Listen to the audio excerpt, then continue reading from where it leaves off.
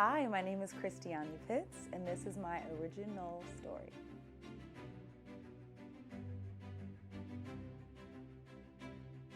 I started performing when I was like a little girl, a story you've all heard before, but in the church, like a lot of us singers and actors.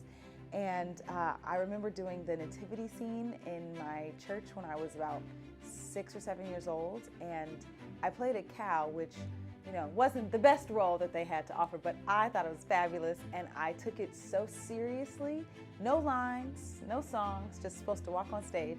And because it made me feel like just the best person in the world as cow number 3, I knew that this is what I wanted to do. So my mother and father put me into theater camps, and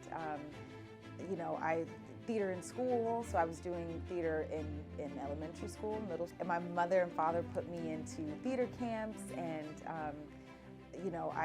theater in school, so I was doing theater in elementary school, middle school, and then when I got to my senior year of high school and it was time to make a decision on pursuing my career with or without education, it almost didn't seem like a real thought. I knew that as much raw talent as might have been developed from just being cow number 3, I knew that wasn't enough to really make it in the business.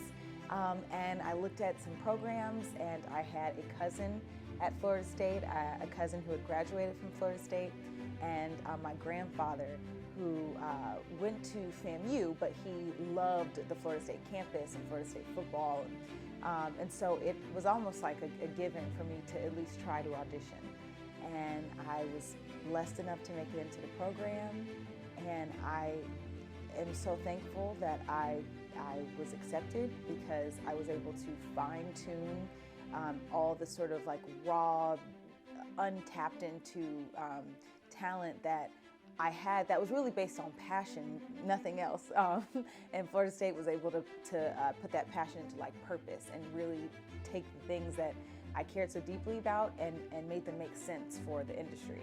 So I'm very thankful, because after that, life just kept going, and I graduated in 2015 because I'm grown, and have been blessed to be in this business since then. So right now I am developing a revival of one of my favorite Broadway musicals of all time. And I'm unfortunately not allowed to say what the title is yet, but I'm sure maybe by the time this is out, this will be public knowledge. But so I'm working on the revival of a classic Broadway musical, and we're developing it right now. And I'm working on music, so I'm also a songwriter, and I hope to have some music released in June this summer, so I'm excited about that. And that's pretty much it. I mean, still auditioning, still writing, still trying to be creative regardless of the audition market, which has been really freeing. But yeah. I think if I had to give advice to myself in college, it would just be that I'm enough, you're enough.